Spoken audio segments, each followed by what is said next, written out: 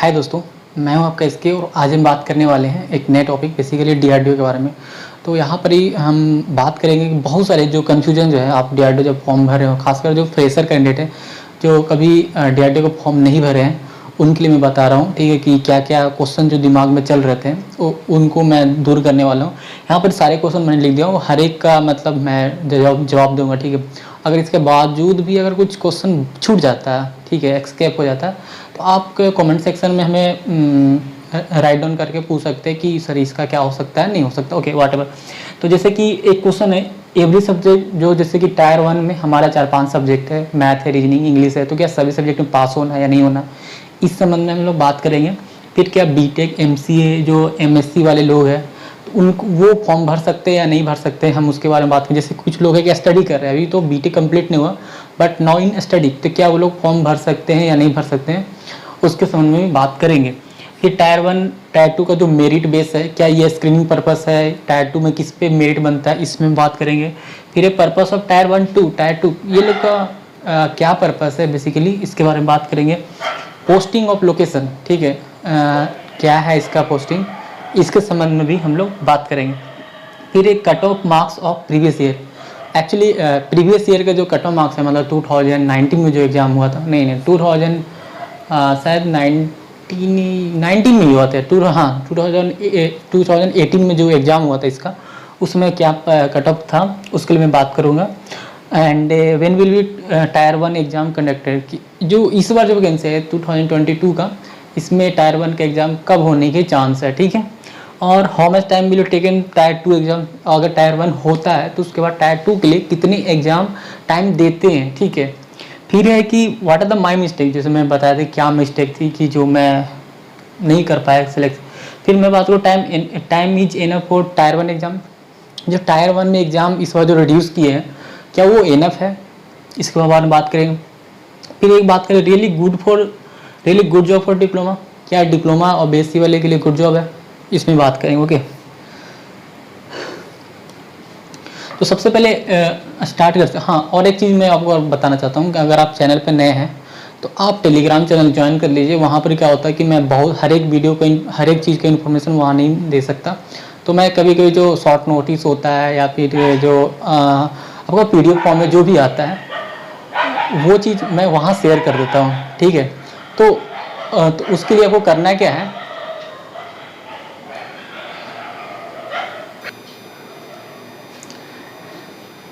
तो हम इसके हर एक पॉइंट को डिस्कस करेंगे। तो मैं ये बता रहा था कि अगर आप टेलीग्राम चैनल पर नहीं है तो आप टेलीग्राम पे डाउनलोड कीजिए और जाइए वहाँ पर अगर सर्च कीजिएगा इंजीनियरिंग तक करके, तो मेरा जो चैनल का लोगो है वो आ जाएगा, या उस पर ऑनली डिप्लोमा भी लिखा हुआ। तो उस चैनल पे ज्वाइन करने से क्या होगा कि बहुत सारे जो पीडीएफ है मैं वहाँ भेजता हूँ और उस पर मेरा पर्सनल नंबर दिया है। अगर आपको कोई डाउट है किसी और संबंध में तो यू कैन डायरेक्टली मैसेज कर सकते हैं, देन फर्दर कम्युनिकेशन होगा हमारी। और मैं एक बार फिर से बोलता हूँ यार लोगों को कि जो मैसेज करते हैं ना, तो कम से कम एटलीस्ट अपना नाम और किस लोकेशन से है और किस ब्रांच से, ये चीज़ ज़रूर बताएं। ये बहुत ही बेस्ट तरीका होता है कम्युनिकेशन करने का, ठीक है। मैंने देखा यार कुछ लोग डायरेक्ट क्वेश्चन बोलते हैं, ये जो है ना लैक ऑफ कम्युनिकेशन स्किल को दर्शाता है। तो आई होप मेरा कोई ये दर्शाता है जो सही नहीं है, ठीक है। और मुझे भी काफ़ी ऐसे लोगों को जवाब देने में बहुत ही अनकंफर्टेबल लगता है कि कौन है अगर, लेकिन जो लोग ऐसे बताते हैं तो काफ़ी एक होता है ना manner, that's the matter, okay. तो हम सब लोग से बात करते हैं। पहले एवरी सब्जेक्ट मस्ट पास, तो पहली बात है कि नहीं, आपको सारे सब्जेक्ट में पास नहीं करने हैं, ऐसे कोई ज़रूरी कोई लिमिटेशन नहीं है कि आपको इंग्लिश में पास करनी है, मैथ में पास करनी है, रीजनिंग में पास करनी है, ऐसा कुछ नहीं है, ओके। तो आपको टोटल मार्क्स लानी है और उसमें होगा, ठीक है। पहले तो इसको क्लियर करते हैं। फिर दूसरा है कैन बीटेक एमएससी, जैसे कि लोग डिप्लोमा किए और बीटेक कर लिए, तो क्या बीटेक जो जिनके पास डिग्री है वो भर सकते हैं नहीं, तो उसके बारे में देखिए। जो डिप्लोमा किए हैं और उसके बाद बीटेक कंप्लीट हो चुका है वो लोग फॉर्म नहीं भर सकते। अगर वो हाइड करेंगे तो मेरे ख्याल से यार डीआरडीओ में हाइड मत करो, आज न कल उसको पता चल जाएगा या फिर कोई बता देगा तो आपको जो है ना जॉब खतरे में जा सकती है और उसके ऊपर प्रॉपर लीगल एक्शन हो सकती है, ठीक है। क्योंकि अभी रिसेंटली क्या हुआ, बार का जो मैसूर वाला में काफ़ी लोगों का लीगल एक्शन लिया गया, तो आप ऐसा मत करें, ठीक है। कोई और फर्दर देखे, ठीक है। और जो जैसे BSc है उनके बाद MSc डिग्री है तो वो भी भर नहीं सकते हैं, ठीक है। हाँ, लेकिन एक क्वेश्चन है कि मैं स्टडी कर रहा हूँ, जैसे मैं बीटेक अभी सेकंड ईयर में हूँ, फोर्थ ईयर में, लेकिन मेरा कंप्लीट नहीं हुआ है, वो लोग भर सकते हैं, ठीक है, क्योंकि इसके संबंध में कोई जानकारी नहीं दी गई है। उसमें ये चीज़ डायरेक्ट लिखा हुआ कि जो MSc है, बीटेक है, वो लोग कंप्लीट हो उनको भर नहीं सकते। लेकिन जो स्टडी कर रहे हैं अभी थर्ड सेमेस्टर में, सेकंड सेमेस्टर में, या फिर अभी एप्लीकेशन डालें मतलब फर्स्ट ईयर में ही है, तो वो लोग भर सकते हैं, वो लोग भरे। ऐसे डिप्लोमा करने के बाद जो बीटेक करता है वो सेकंड ईयर में जाते हैं, डायरेक्ट सेकंड ईयर में जाते हैं, फर्स्ट ईयर में जाके सेकंड ईयर में जाते हैं, ओके। तो वो लोग भर सकते हैं अगर आपका कंप्लीट नहीं हुआ है तो उनको कोई दिक्कत नहीं है। फिर है टायर 1 टायर 2 मेरिट। तो देखिए ये जो चीज़ है ना, आपका जो मेरिट बनता है वो टायर 2 के आधार पर बनता है। थोड़ा सा और आगे समझते हैं। फिर purpose of tyre 1 and tyre 2। तो टायर 1 और टायर 2 का पर्पस क्या है? देखिए बेसिकली अब मैं बात करूँ, ये जो आपका टायर 1 है वो एक स्क्रीनिंग पर्पस के लिए,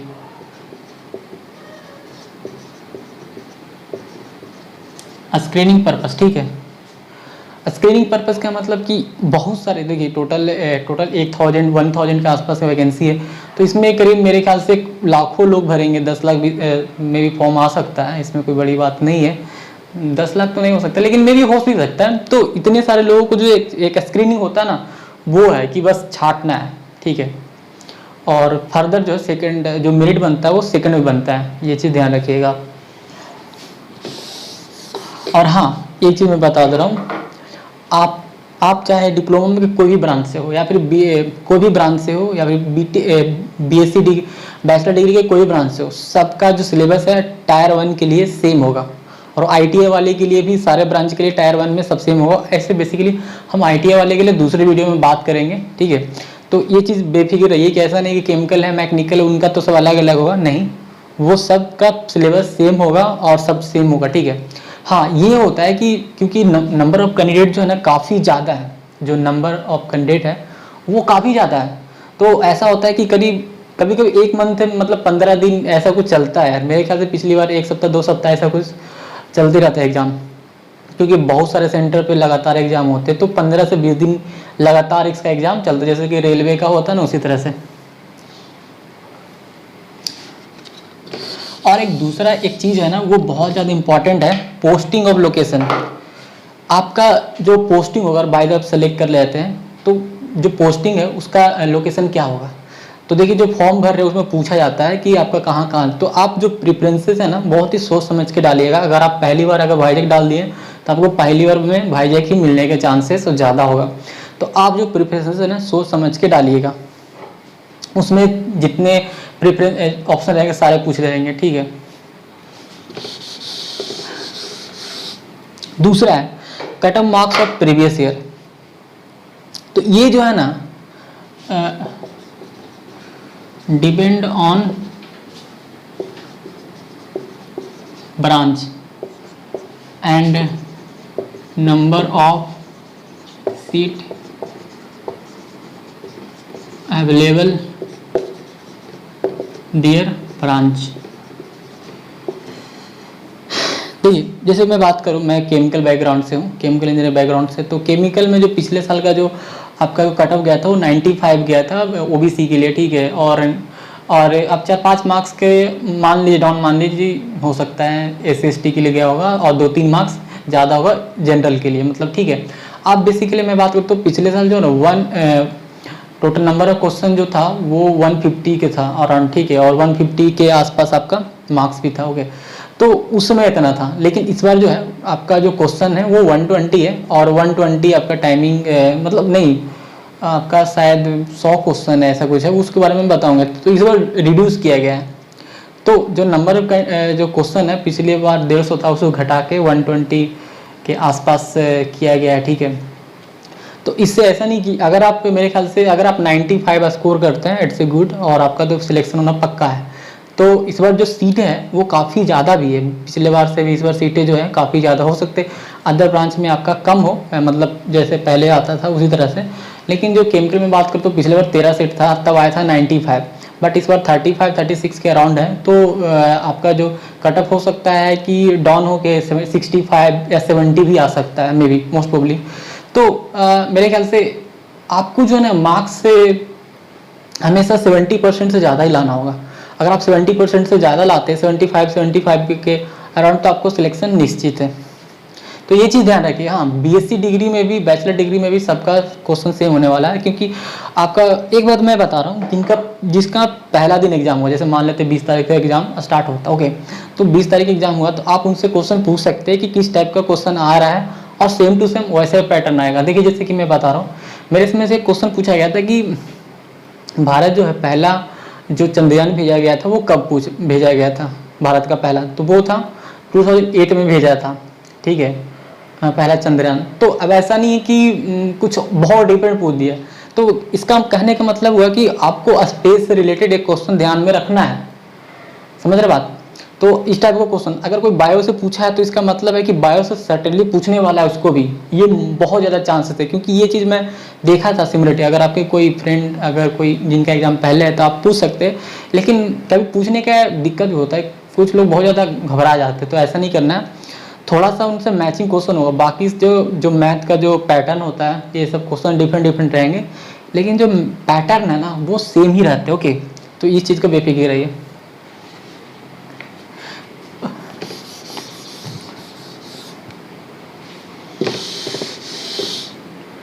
अब है when will be tyre 1 exam conducted.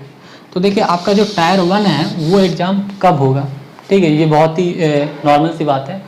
तो देखिए यार, पिछली बार जब एग्ज़ाम मतलब ऐसा हुआ था कि जब एडवर्टाइजमेंट आया था, तो 1 मंथ तक तो फॉर्म भराया गया था, लेकिन इसका साइट इतना ज़्यादा बिजी था, इतना ज़्यादा व्यस्त था, इतना मतलब उतना अच्छा नहीं रिस्पॉन्ड कर रहा था, इसकी वजह से टाइम एक्सटेंड किया गया था। और मैं इसीलिए सबको जब बताऊंगा कि जब ओपन खुला हुआ मतलब DRDO का वेबसाइट, तो आप पहले ही भर लें तो सबसे बेस्ट होगा। हाँ, इसमें फ़ोटो जो है ना वो नया ही डाले, ऐसा नहीं करें, नया ही फ़ोटो डाले, और सारा डॉक्यूमेंट जो है ना अच्छे से डाले, ठीक है। मतलब ये चीज़ ध्यान रखिएगा, जो स्कैन कर रहे हैं उसमें जो भी डॉक्यूमेंट अपलोड कर रहे हैं, जैसे कि कास्ट सर्टिफिकेट है, तो वो लेटेस्ट वाला कीजिएगा, जो तत्काल जो लेटेस्ट है उसी को अपलोड करना है। इससे, क्योंकि देखिए बहुत सारे लोगों को जो है ना, जब एडमिट कार्ड आने में रिजेक्शन फेस करना पड़ा था पिछली बार, ठीक है। तो मैं इसीलिए फॉर्म भरते समय कोई जल्दीबाजी नहीं कीजिएगा। अगर आपके पास नहीं है तो लाइए और उसको अच्छा से कीजिए और फिर भरिए। और ये मैं बोलता हूँ, जब कोई भी सर्टिफिकेट जब अपलोड करने की बात करें ना, तो आप पे जो ओरिजिनल होता है उसी का स्कैन करके डालें तो बेस्ट रहेगा, ओके। और फोटो भी काफ़ी अच्छे से आना चाहिए, नहीं तो फिर थोड़ा सा इशू के लिए बहुत लोगों को रिजेक्शन होती है, ये चीज़ ध्यान रखें। हाँ ना, वहाँ बात करते एग्जाम की, तो देखिए एग्जाम ऐसा नहीं कि 15 सितंबर खत्म होगा, अक्टूबर में एग्जाम हो जाए, आपको 2 मंथ मिनिमम देंगे ही, ठीक है, ये बात समझिए। क्योंकि बहुत सारे स्टूडेंट हैं, तो इनको 2 मंथ, मेरे ख्याल से 3 मंथ भी लग जाए, मैं मिनिमम बता रहा हूँ कि कम से कम जैसे अक्टूबर नवंबर तो लेंगे, और हो सकता है दिसंबर में एग्जाम। अगर दिसंबर में नहीं होता तो जनवरी में फिक्स है कि हो जाएगा आपका। तो 2 मंथ सब सडनली मान लीजिए कि 2 मंथ आपके पास टाइम है, और आपको दिसंबर में एग्जाम देना, और नहीं तो फिर जो जनवरी में। हाँ, फिर अभी how much time will take in for tier 2 exam. जैसे मान लेते हैं हमको जनवरी में एग्जाम हो जाता है, जनवरी में एग्जाम हो गया, तो रिजल्ट कब आएगा? तो रिजल्ट में जो पॉसिबल है 1 से 2 मंथ में, 2 मंथ बहुत ज़्यादा, लेकिन 1 से 2 मंथ के अंतराल वो एग्ज़ाम देते हैं, और रिजल्ट देने के बाद ठीक 1 मंथ बाद, 1 से 1.5 मंथ बाद आपका एग्ज़ाम टायर 2 का भी कंडक्ट कर लिया जाता है, ठीक है, ये चीज़ ध्यान रखिएगा। तो बेसिकली ये अभी लंबा चलने वाला, ज्वाइनिंग वाइन तक हो सकता है 7-8 महीने 9 महीने लग भी जाए, इसमें बहुत ज़्यादा अलग सी बात। जब रिजल्ट हो जाएगा टायर 2 का, तो स्क्रीनिंग के लिए बुलाते हैं, स्क्रीनिंग के लिए बहुत सारा लंबा टाइम लगता है, ठीक है, ये चीज़ है। तो आपको 7-8-9 महीना लग भी जाए, ये चीज़ें मैं ये बोलना चाह रहा हूँ। तो कोई भी घबराने की बात नहीं है, टायर 1 के लिए 2 महीना आपके पास एक टाइमिंग है, काफ़ी अच्छे से तैयारी कीजिए, फिर उसके बाद हो जाएगा। तो टायर 2 के लिए कीजिएगा, उसमें भी टाइम मिलेगा, 1 महीना एटलीस्ट देते हैं। फिर है हाउ मच, फिर है कि what are the my mistake in the previous year. देखो यार ये चीज़ बहुत ही एक मतलब मैं डाला हूँ, ठीक है, तो समझने की कोशिश। देखो होता क्या है, पूछ क्या रहा है आपका एग्जाम में, English, math, reasoning, GK and GS, देखिए इंग्लिश में जो, देखिए एक बात मैं बता देता हूँ, जो क्वेश्चन जो रहा है ना, सारे का पांचों का क्वेश्चन जो प्रोपोर्शन होता है वो सेम रहेगा। हम लोग इसमें 25-25 का था, 5 क्वेश्चन 25, हाँ 25-25 का क्वेश्चन ऐसा था, ठीक है। 6 था, 25 से 150 के आसपास हो गया था। 6 टॉपिक था टोटल, 5 हो गया। मैथ था, रीजनिंग था, ये चीज़ें था। तो एक, हाँ सॉरी, 30-30 का एक सेट था हमारे पास, 5 था, तो उसमें 30 सारे से 30-30 था। ऐसा नहीं होगा कि मैथ से ज़्यादा पूछ लिया, इंग्लिश से ज़्यादा पूछ लिया, ऐसा कुछ नहीं होने वाला, एकदम फिक्स रेशियो है। अगर इस बार अभी कह रहे 120 क्वेश्चन है, तो पाँचों से जो है ना आपको फिक्स रेशियो रहेगा, ठीक है। ये चीज़ें 24-25 के आसपास जो भी रहे, आपका एक फिक्स रेशियो रहेगा। तो मेरा उसमें हुआ क्या था कि मैं मैथ, इंग्लिश मेरा बन गया था अच्छा, जीके जीएस। देखिए उसमें टोटल 150 क्वेश्चन थे और मैंने करीब 120 ही अटेम्प्ट कर पाया था, ठीक है।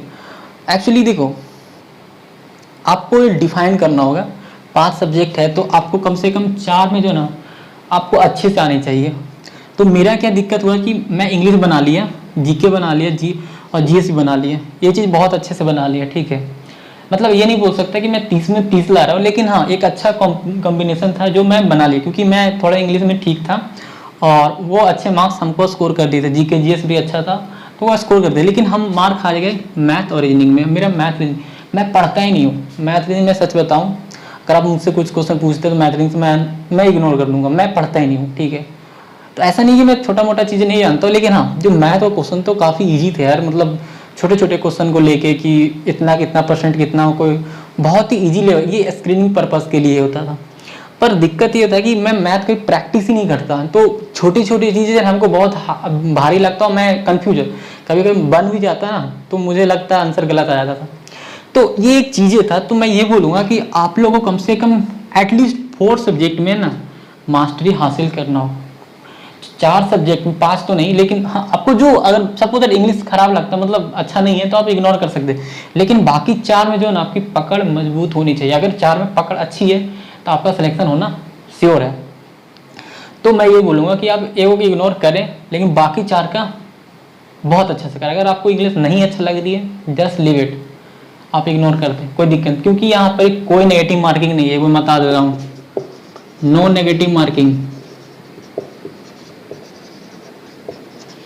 ना तो आपको टायर 1 और ना टायर 2, किसी में भी नेगेटिव मार्किंग नहीं रहती है, ठीक है। ये बात बता देता हूँ, किसी में भी नेगेटिव मार्किंग नहीं रहती है इसमें, टायर 1 एंड टायर 2 किसी में भी नेगेटिव मार्किंग नहीं है। तो 4 में बहुत अच्छे से पकड़ लगाना है और करना है। और जहाँ तक की बात है, देखिए कि टाइमिंग का, देखिए मेरे ख्याल से जो है ना टाइमिंग सही है, टाइमिंग का मैं कुछ ब्लेम नहीं कर सकता, ठीक है। और टाइमिंग इनफ है। देखो इतना भी नहीं है कि आपके पास बहुत ज़्यादा मतलब टाइमिंग है, यहाँ पर बहुत ज़्यादा टाइमिंग बहुत ही एक लिमिटेड बोला जाता है ना, कि लिमिटेड है कि इसका लिए इतना क्वेश्चन दिया गया, उतना ही दिया हुआ। टाइमिंग बहुत ही लिमिटेड है, बहुत ज़्यादा नहीं है और बहुत ज़्यादा कम भी नहीं है, एक टाइमिंग बहुत ही लिमिटेड है। तो मेरा मैथ रीजनिंग में कोई प्रैक्टिस नहीं था, तो क्या मैं हर चीज़ को छोटा छोटा जोड़ घटाव करना ही रहता है चीज़, तो बहुत जल्दी जल्दी मैं नहीं कर पाता था, तो हमको ज़्यादा काफ़ी टाइम ही लगता। तो इसी वजह से जो है ना मैथ रीजनिंग का जो पोर्शन है ना हमको काफ़ी सारा छूट गया और मुझे बन ही नहीं रहा, तो मैं छोड़ दिया दैट सिंपली। तो दैट टाइम आई गोट 75 मेरा आया था, 95 मेरा कट ऑफ गया था उस समय केमिकल में, तो 75 मेरा आया था। तो यही चीज़ें ना हमको रोक दिया, मैथ रीजनिंग जो है ना थोड़ा रोक। तो मैं बोलूँगा कि आप प्लीज़ उसको पढ़ें, 5 में से 4 पे काफ़ी अच्छे से पकड़ रखें। टाइम इज एनफ, और तुम्हें बताया कि टाइम जो है ना बहुत ज़्यादा नहीं है, बहुत ज़्यादा कम नहीं है, लेकिन ठीक है लिमिटेड टाइम आपके पास है। फिर है really good job for diploma. देखिए यार मैं सच बताऊँ, डिप्लोमा के लिए सही में बहुत अच्छी जॉब है। अब मैं बताऊं, जैसे कि अगर मैं बात करूं पब्लिक सेक्टर कंपनी, ये पहली बात बताओ, ये भारत सरकार की पूर्ण स्वामित्व वाली कंपनी है, मतलब कंपनी नहीं बोल सकते, ऑर्गेनाइजेशन है, ठीक है। ऑर्गेनाइजेशन, कॉरपोरेशन नहीं है, ऑर्गेनाइजेशन है। तो ऐसा नहीं कि शेयर है भाव, सरकार की प्रॉफिट डाउन ये हुआ, ऐसा कुछ मतलब नहीं है। आपको डीआरडीओ भारत सरकार जब तक रहेगी जब तक आपको जॉब रहेगी, ठीक है, ये चीज़ की श्योरिटी है। पर एक कंपनी में क्या हो रहा है कि जैसे कि IOC है, तो मेरा एक, मैं ये नहीं बोल रहा कि ऐसे खराब है ये चीज़ है, लेकिन एक चीज़ मैं ये बोलता हूँ कि लोग जो फॉसिल फ्यूल का जो भी जितने सारे कंपनी है, ये सब चीज़ों से थोड़ा दूर रहो, ये काफ़ी हजारत भी होते हैं और इसकी फ्यूचर कभी अनसर्टेन कभी कभी लगता है मे भी, पर ऐसा नहीं है, लोग काफ़ी, इनका काफ़ी अच्छा विजन होता है आप सिर्फ कभी IOC का वेबसाइट पे जाकर देखिएगा, इनका काफ़ी अच्छा विजन होता है कि हमारा क्या विजन है, समय के अनुसार चेंज कर रहे हैं, ठीक है। अब जैसे सपोज दैट अगर NTPC अभी मैंने सुना क्या कि NTPC जो है अभी न्यूक्लियर पावर प्लांट को सोच रही है उस पर बनाने के लिए, अपने काम करने के लिए। तो अगर सोचो अगर NTPC जैसे हम लोग बात करेंगे कोल पावर प्लांट बंद हो जाए, मतलब ज़्यादा पोल्यूशन होता है, तो क्या NTPC तो ख़त्म हो जाएगा फिर। NTPC सोलर में चली गई है। इवन कोल इंडिया जो कोल बनाती है, निकालती माइनिंग करती है, वो बोलती है कि हम सोलर पावर प्लांट बनाएंगे, सोलर पावर प्लांट पैनल ये सब बनाएंगे। तो NTPC भी अपनी पावर जो है ना दूसरे एरिया में डाल रही है, तो ठीक है, इट्स ओके, ठीक है। लेकिन इसमें ऐसा चीज़ नहीं, ये तो डिफेंस है जो कि भविष्य में और ज़्यादा बढ़ने वाले, ठीक है। डिफेंस एक ऐसा सेक्टर है जहाँ पर ही एकदम कंटिन्यूसली ग्रोथ है, ठीक है, वहाँ पर ग्रोथ ही ग्रोथ है। तो इस चीज़ का सिक्योरिटी रहेगा कि यार कंपनी में हो चाहे ना हो, सरकार में क्या प्रॉब्लम, वो आपको जो फिक्स सैलरी जो मिलता है वो मिलेगा ही, बट इसमें मैटर करने लगता है, ओके। तो इसलिए बहुत अच्छी है, DRDO काफ़ी रिप्यूटेटेड है, ठीक है, एवरीवन नो अबाउट DRDO, और रोज कंडक्ट करती है, तो एक काफ़ी एक फैला सा मतलब है इनका चीज़ें, तो काफ़ी अच्छा चीज़ है। और ठीक है, अगर ज़्यादा जानकारी लेना तो DRDO की वेबसाइट पे आप जा सकते हैं, ठीक है, वहाँ पर भी तो मेरा एक थॉट है पर्सनल कि आप लोगों को किसी को फॉसिल फ्यूल की तरफ नहीं जाना चाहिए, ठीक है। मतलब ऐसा नहीं कि खराब है, बोलना काफ़ी उचित होता है, लेकिन ट्राई कीजिए कि फॉसिल फ्यूल के जितने सारे जो कंपनी है ऑर्गेनाइजेशन, उससे थोड़ा दूर रहें, ठीक है। क्योंकि सरकार जो कार्बन को हमें कट करना है, आप समझिए कार्बन को हमें कट करना है, और वो फुल्ली उसी पर डिपेंडेंट है, ये चीज़ें। तो ये कुछ था जो आपका सेप्टेम्बर 10 में आपको बहुत सारे क्वेश्चन पूछने वाले थे, दिमाग में आपको ऐसे बार बार आते रहता होगा, जो कि मेरे ख्याल से जो टॉपिक था बेसिकली मैंने वो कवर कर लिया। फिर भी इसके अलावा अगर कुछ बचता है तो आप पूछे बताइए, लेकिन मैं एक बार फिर से रिक्वेस्ट करूँगा कि आप जो फॉर्म फिलअप कीजिएगा बहुत अच्छे से कीजिएगा, बहुत ही सावधानी से कीजिएगा, ठीक है। मेल ID बहुत अच्छे से कीजिएगा, गलत दे देने के बाद बहुत दिक्कत होने, क्योंकि बहुत लोगों को रिजेक्शन फेस करना पड़ता है। आप अपना फ़ोटो, सिग्नेचर, जितना भी डॉक्यूमेंट है बहुत अच्छे से डालिएगा, उसमें दीजिएगा, कोई दिक्कत ना, और जितना हो सके जल्दी भर लीजिए, ठीक है। इसका सर्वर जो है ना बहुत ज़्यादा स्लो करने लगता है काम, और फिर उसके बाद अगर सर्वर स्लो काम करने लगा तो मेरे ख्याल से डेफिनेटली वो टाइम बढ़ा देंगे, ये चीज़ होते रहता है, ये इसमें कोई कहा नहीं जा सकता, ओके। तो I hope this video will helpful for everyone and जो वाचिंग कर रहे हैं, ठीक है। और ज़्यादा से ज़्यादा हो सके लोगों को शेयर कीजिए, क्योंकि बहुत सारे कन्फ्यूजन उनको रहता है। अगर हाँ, जो लोग अगर लगता है कि जिनको हिंदी नहीं समझ पा रही है, तो मैं उनके लिए इंग्लिश वीडियो भी लाऊंगा जो कम्युनिकेट कर पाएंगे, ओके। तो ये मेरा प्रयास था, और हमें एक बताया था कि अगर आपको नहीं है टेलीग्राम पे जरूर जाइए, ओनली डिप्लोमा सर्च कीजिए या इंजीनियरिंग तक, मेरा चैनल का लोगो आ जाएगा, और वहाँ मेरे पर्सनल नंबर है, आप कॉन्टैक्ट कर सकते हैं। So thank you for watching video, फिर मिलते हैं नेक्स्ट वीडियो।